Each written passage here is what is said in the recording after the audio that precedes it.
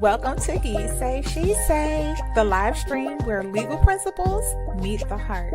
I'm Shar, founder of Law for Love, the most special place in the legal system in Atlanta. And after nearly 14 years as a divorce attorney, I realized that the very same tools that we use to end marriages can actually be used to save them. So I completely changed my path and now am here to help you navigate the challenges of love, commitment, and communication.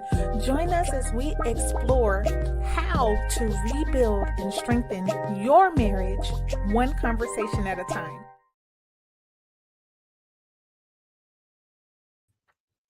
Hello and welcome. I'm double checking the mute.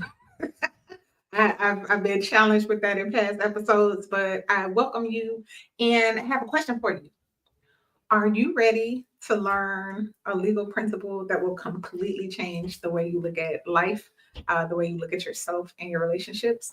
Well, tonight I am welcoming you to a legal study. Yes, I'm going to be teaching you law and I'm going to teach you the legal framework that every lawyer is taught in law school.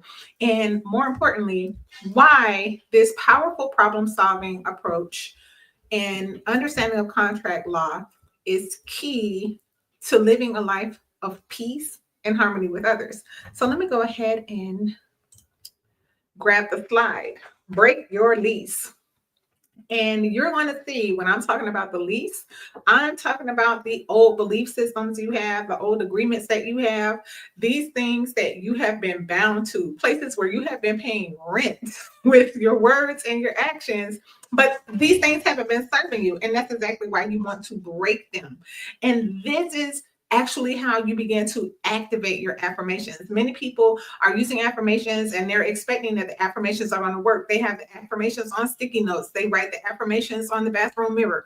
They have affirmations all over the place, on their phone, on reminders, and are still frustrated, wondering why aren't the affirmations working? Well, tonight, by the end of this presentation, you are going to understand exactly why your affirmations have not been working and how to put some power and some force behind your intention and the affirmations that you've been declaring over your life. So I just said all of this, right? How to look at your relationship contract. For those of you who are new to this channel, in my practice background, I learned this amazing intersection between contract law and relationships, and that every single relationship is a contract, whether we realize it or not, whether it's a romantic relationship or not. Every relationship is a set of agreements or understandings that people form with one another.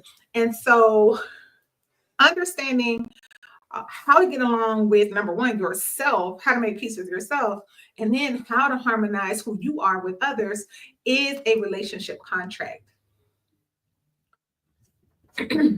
So the foundation is this: peace or integrity. Integrity of self is the another word that we use for peace. Alignment, personal alignment, exists when you are aligned in your thoughts, in your words, and in your actions.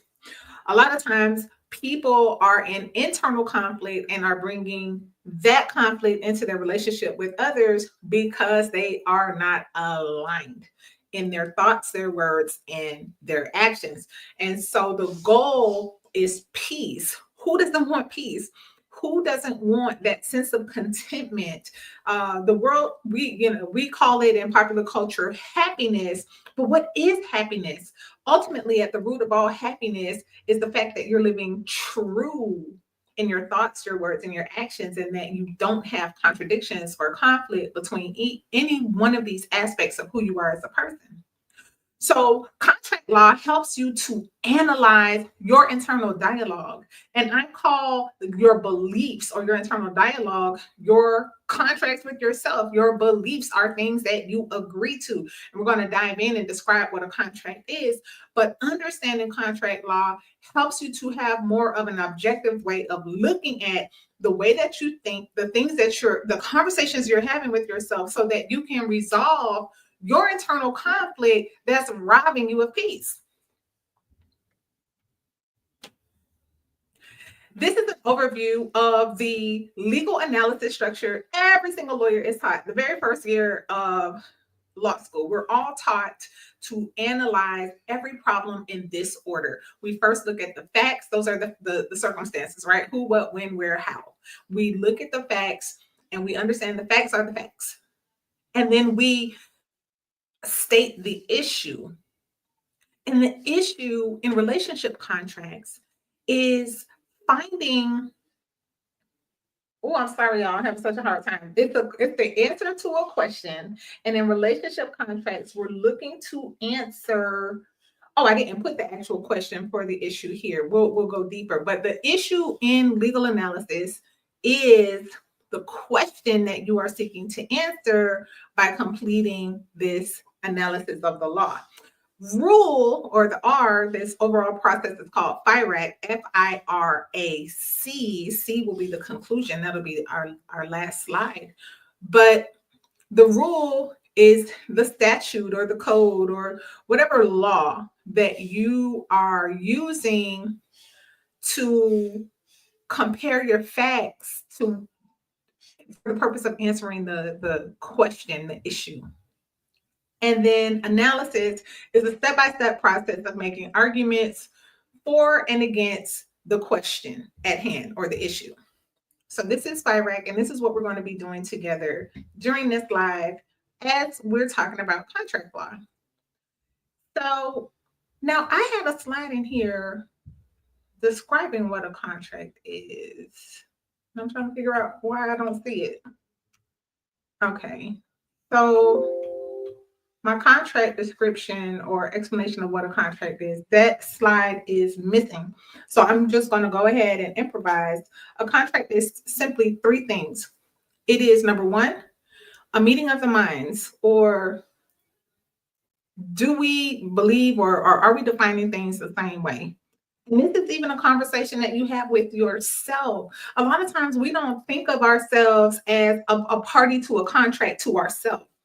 But the subconscious mind is another party. A contract is where two or more parties enter into some form of an agreement on some type of term. So there's a meeting of the minds. Are we saying the same thing?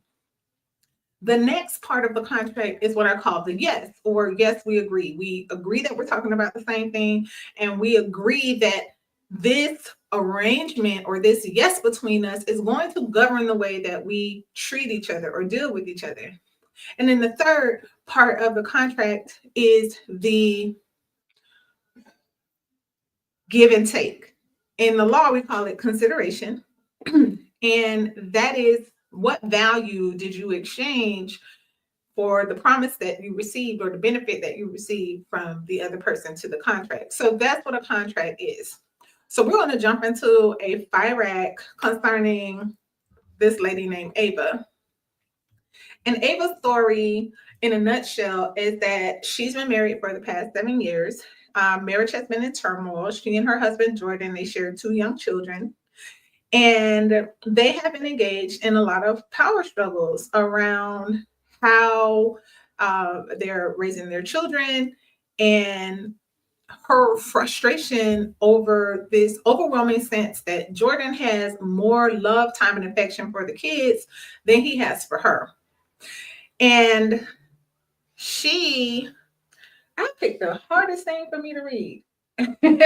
And then one of the main things that she tells herself and that she tells other people is that Jordan is a great dad to her children, and she really respects him as a dad, but he is just not a good husband to her. So that's her confession.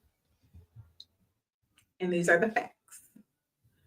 Now, Ava, in her pursuit of happiness, she decided to start telling herself some affirmations. And these are the 3 affirmations that she chose for herself so that she can feel more empowered and less saddened and weighed down by the realities at home, with feeling like she's competing with her kids for her husband's affection. So her affirmations are: I am worthy of love and connection.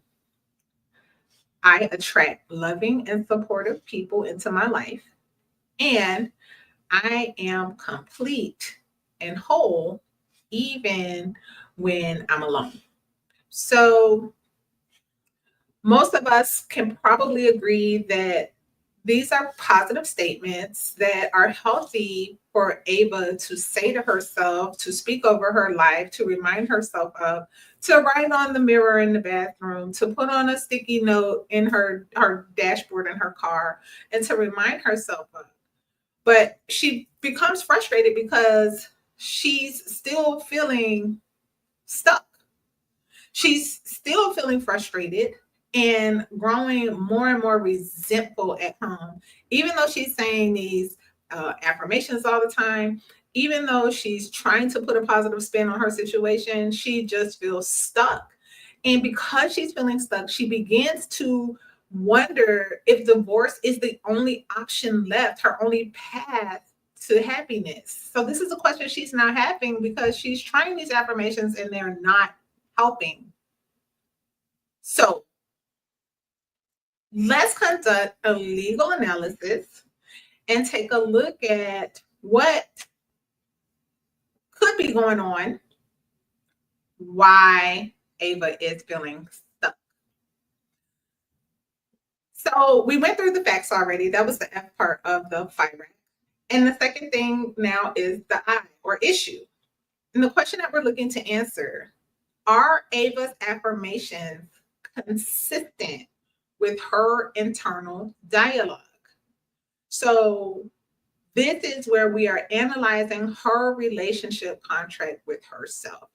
And I'll just put a pin here for a moment because one of the most common challenges that husbands and wives face is looking to solve the issue that they're having with the other person, with their husband or with their wife, before they first resolve the relationship they have with themselves. And again, we don't always think of ourselves as being in a contract with ourselves.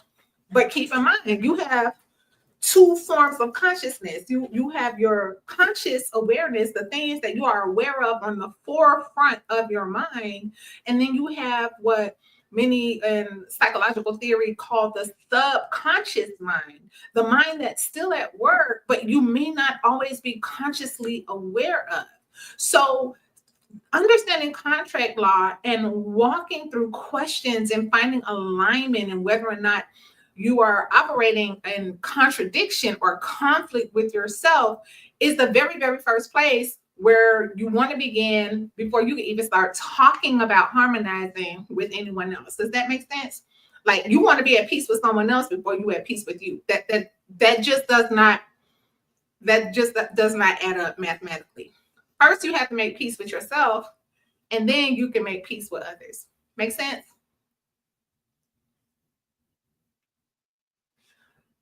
Now, the next step of the legal analysis process is the rule. So, what is the rule of law? Well, taking into consideration the scriptures from James 1 and 8 and from Proverbs 21:19, the rule of law here is that a person who has internal unresolved conflict brings strife and conflict to their interpersonal relationships. This is the rule. So let's see whether or not there is conflict between Ava's behavior and Ava's affirmations that could be the reason why she's feeling stuck in her relationship. Next, we're at the analysis phase where we review her affirmations, which are the new contracts that she is attempting to start. So we don't always think about affirmations as contracts. We don't always think about prayers as contracts. For those of you who read Bible verses and you speak those verses and you proclaim or you declare these verses over your life, these are contracts. These are things that you are setting into having legal operation in your life. But If that new contract contradicts with a subconscious agreement that is operating in the background, then you're gonna see that frustration, right? So we're gonna take a look at her affirmations. We're gonna compare them to her dialogue, and we're gonna see if there's inconsistency. So there is a biblical principle that says that out of the abundance of the heart, the mouth speaks. The heart is a word that is often used in biblical narrative that points to the subconscious mind.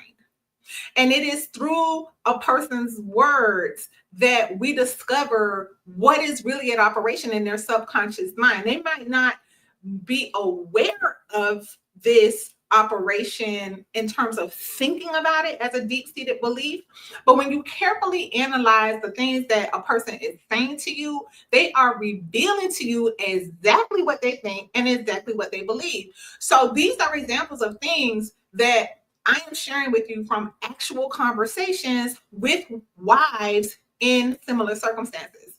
He's a great dad, but a horrible husband.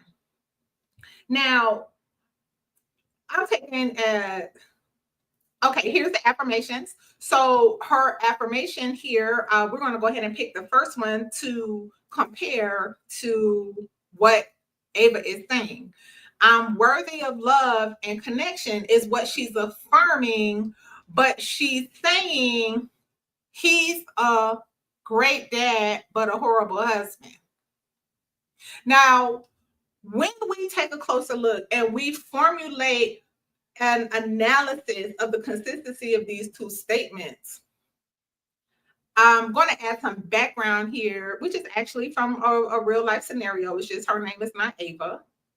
Ava has always struggled with not feeling that she was ever good enough. Good enough is actually a fear of not being good enough that resonates with a lot of not just wives, but husbands as well.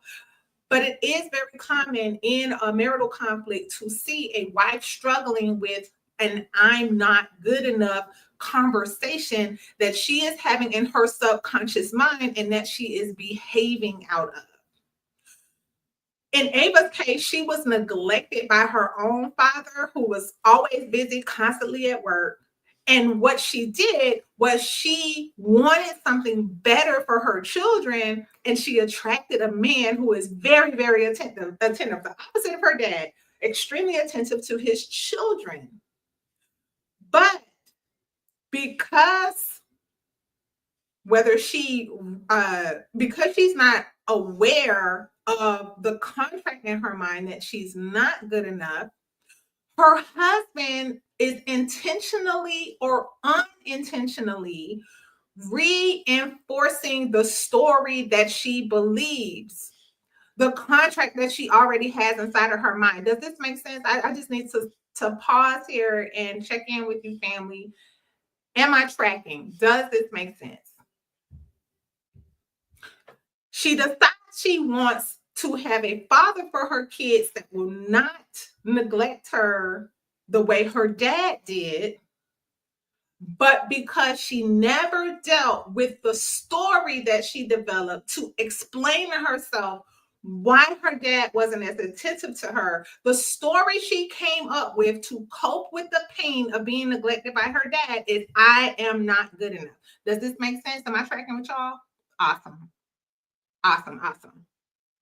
So right here, when we analyze the first statement, the thing she says out of her mouth that reveals the contract in her subconscious mind, and we compare it to her affirmations, there's a contradiction. It's not lining up. So therefore, that's why she's not experiencing peace or fulfillment in this particular affirmation. This affirmation is not working for her because she needs to go deal with the I am not good enough contract that lives in her subconscious mind. Awesome. I'm glad this is making sense. Okay. So continue the conversation with Ava, and she makes this comment because she's trying to make sense of the relationship and why she's coming to this point where she's ready to give up. And she makes this statement, it's like I'm invisible to him. Now, if since you're tracking from that last contract that she has in her mind, right? That last contract said, "Oh, I'm not good enough." Well, of course, it would make sense that you feel invisible if you were invisible to your father, right? So she's saying this out of her mouth. It's showing that she believes that she's invisible, but at the same time, she's saying, "I attract loving and supportive people into my life."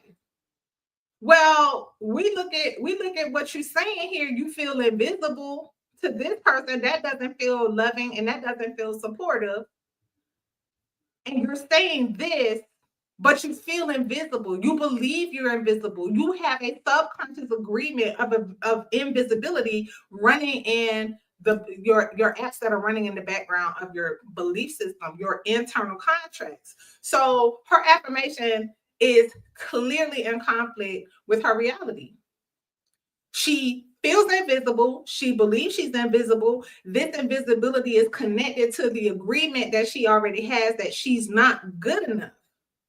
And so this mismatch and being in a relationship with somebody that she cannot conclude is loving and supportive. And maybe Jordan is actually loving and supportive, but she doesn't see the way he loves her, or she's not perceiving his behavior as supportive. She's concluding because it appears that the children are more valuable to her and that she's not good enough for him, that he's not loving or supportive. So she's definitely remaining in conflict, and this affirmation is not serving her because he's not the right person, which is the conclusion most people go to when they don't look at their own internal dialogue to resolve inconsistencies with the things they say they want. A lot of times we're saying one thing and we're desiring something that is desirable, but we're doing that before we've gone in the dark, in the scary, in the secret place, and had an honest conversation with ourselves about the things we truly believe. And this goes back to the principle taught by Yahusha: the truth will set you free. If you have an honest conversation with yourself, if Ava has an honest conversation with herself, then she will trace these breadcrumbs back to a painful place in her life where she adopted beliefs and she made contracts that were not true to try to make sense of her pain. And we all have done it. It's a coping mechanism. It's the beauty and the brilliance of our brain, the most powerful aspect of our created being. But there are lies living there in the nooks and crannies of all the folds of the brain, right? And our job is to search for them and destroy them so that we can align our new thinking and our new beliefs with the new contracts that we're attempting to form in affirmations.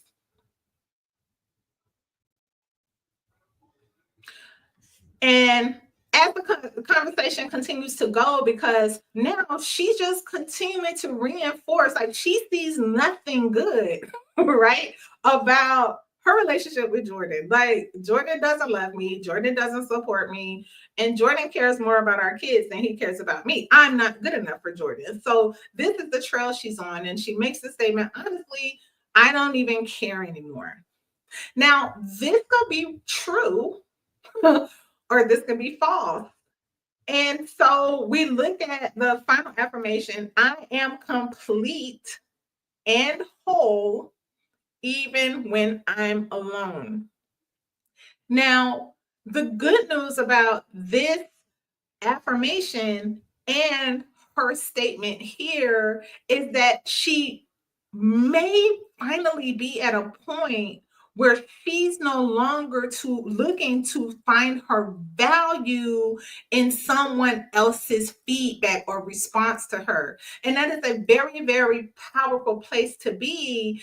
And so in looking at this, taking her statement as coming to an end of depending on Jordan for her value, I'm going to treat it like a true statement and assuming that she's actually breaking codependence on things that are outside of her, on things that she expects from someone else to make her happy, then this affirmation may actually give her the confidence she needs to find happiness and contentment with or without her husband's actual or perceived participation. And the reason why this is powerful is because in our marriages, we want to develop a healthy interdependence. Anytime we're showing up in our marriage, depending on our husband to value us, depending on our wives to respect us, then we develop this existence that is not consistent with the truth that you are whole, you are fearfully and wonderfully made, you are the apple of your creator's eye. He has set his love upon you, and nothing can separate you from his love, and therefore you are loved. And having that sense of love and acceptance within yourself without being dependent on how someone else is showing up in your relationship is extremely powerful, and it is actually healthy. So giving her the benefit of the doubt, I'm arguing in favor of this affirmation actually working for her. Are y'all seeing how that analysis works? Arguments for and against. And C is the final part of the legal analysis process. That's when you reach the conclusion and how you're going to answer the question. Ava's words are the evidence of the internal contracts or beliefs that she has with herself.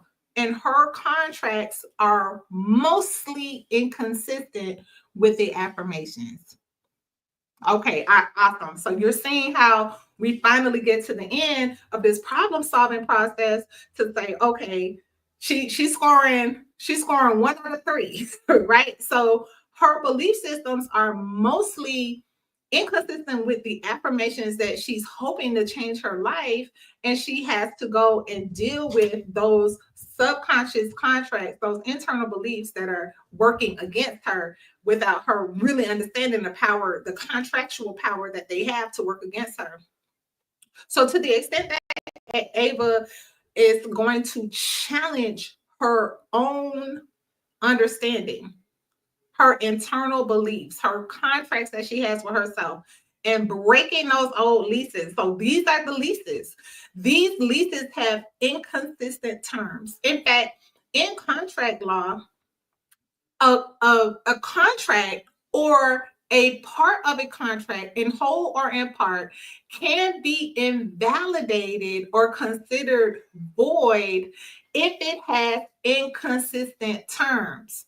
Inconsistency in contracts is actually it's actually a legal defense to non-performance.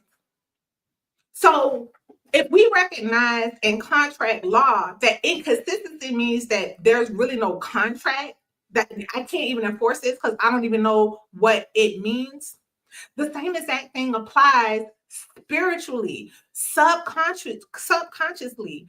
Having conflicting ideas, having conflicting words, having conflicting actions, you're basically doing something which I call adding integers. You take an integer of the same number, -4 plus a +4 equals what? You get a wash.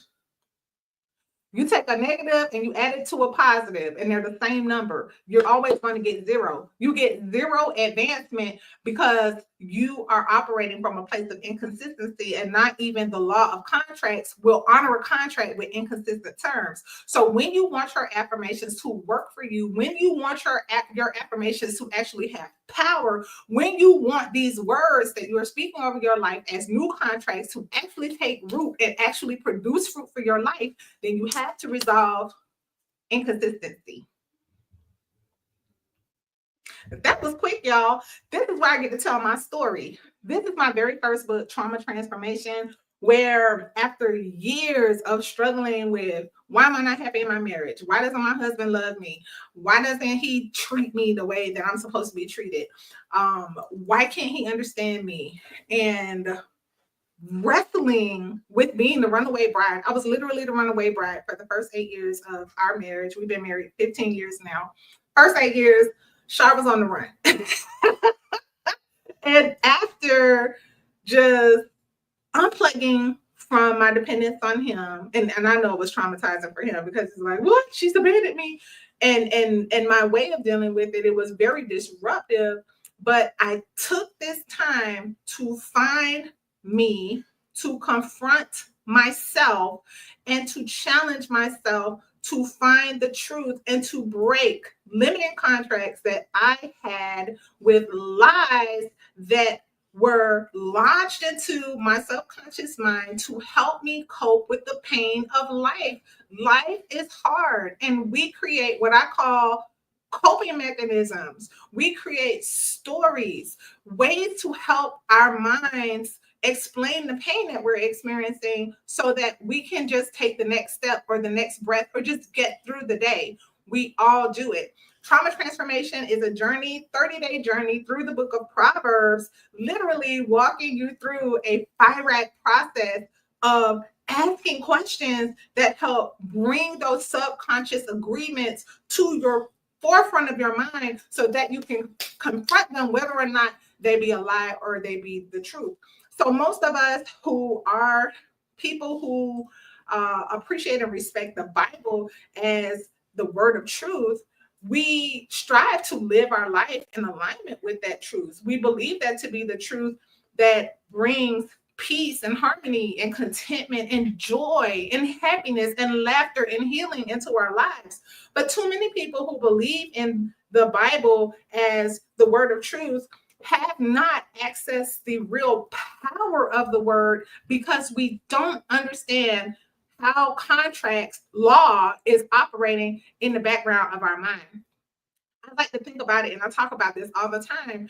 Even children watching Disney cartoons, I forget how old The Little Mermaid is, but in The Little Mermaid, Disney was teaching children about spiritual contracts, about how contracts work in the spiritual world, where Ariel, the little mermaid who wants to be a human because she's fallen in love with this human prince that she spotted on the shore. And the only way that she can get him is if she's a human and she has human legs. So she goes to the witch, the octopus Ursula, and she makes a deal with her to get herself some legs. And she bound herself to a spiritual contract, a contract that had great implications for Ariel in the story. But these things are spiritual. The spirit world, a lot of people believe in the scriptures, or a lot of people are faithful people who know that they are spiritual beings. But our lack of understanding of the laws that govern the spiritual world is why so many people of faith are kind of living a life that doesn't look like the faith they proclaim. It doesn't match because of the lack of understanding of how law works in the spiritual realm. The spirit realm is extremely legal. Demons know the law. Demons know when they can come for you, or when there is an access point open because of our ignorance or our negligence in the area of leaving an access point open for them to operate. And I'm not going to go too deeply into that, but I'm passionate about this because I'm one of those people that, but for the pain of my marriage and getting to the point where I no longer lived in this codependent fashion, waiting for my husband to prove to me my worth, waiting for my husband to make me feel loved, I was led through this journey in combining my understanding of contract law with the Bible that I've always loved to only find and unlock these legal principles that literally delivered me from this place of darkness, depression, and helpless suffering. Constantly wondering, should I just leave him? Should I just divorce him? Did I just marry the wrong person? And when I got an understanding for myself, and when I got free within myself, and when I found love, independent of whether or not my husband ever changed, the peace that I took hold of became a force to be reckoned with, not only in my house, but in the world that I navigate. I maintain peace. I now understand peace is actually a weapon. You cannot take me out so long as I command peace. And the reason why I command peace is my understanding of this law and applying it through the book of Proverbs. Proverbs is a legal text. Proverbs is a restatement of the law written by one of the most prolific judges in the history of Israel, King Solomon. He had an excellent command of the law. He had an amazing observation of life and all aspects, interdisciplinary understanding. And he reveals so much about the Father's heart towards us and about human nature in the restatement of the law that we commonly refer to as Proverbs. So I thank y'all for joining me for law class. How do you feel like a lawyer now? Do we have y'all ready? Y'all ready to take the bar? I want to have y'all bar ready in 6 months. Contract law is the most powerful law to me, and in my opinion, contract law is the most powerful law in the universe.